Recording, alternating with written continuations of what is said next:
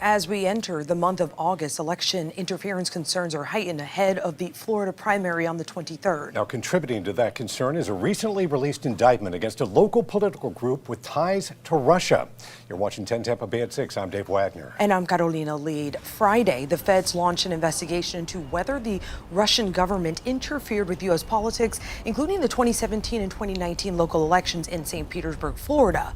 The FBI raided the Uhuru House, home to the African People's Socialist Party. The group has been a fixture in St. Pete for decades. 10 Tampa Bay reporter Liz Crawford covered the raid Friday. Liz, you read the entire indictment. Well, Carolina, over the last few years, we have heard a lot of words come up: collusion, propaganda, election interference. Almost always, though, at the federal level. Now what we're seeing is specific alleged examples of how Russian officials wedged their way into city business here in St. Pete, Florida. The indictment lists several overt acts committed by Russian officials to gain control over American politics, including events in California, Georgia, and St. Petersburg, Florida. I'm certainly probably as interested as everyone else in the public is at seeing what else comes out.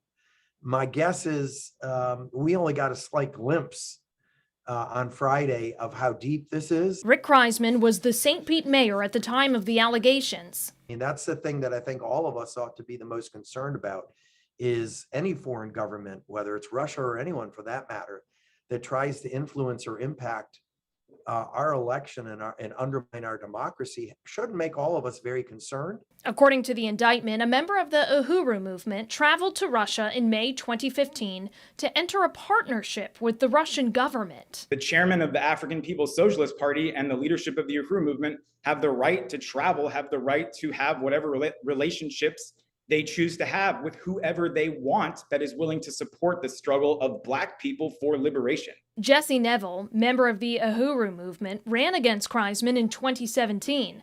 Monday, he refused to answer whether he coordinated with Russian officials. This is garbage. It's garbage. I'm not going to entertain the discussion.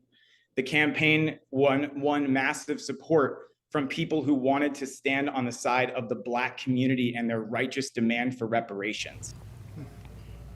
It's a lot to absorb. I do want to give a little bit of context to all of this, because I know I was thinking it. You might be thinking this too. Why does the Russian government care about St. Petersburg, Florida?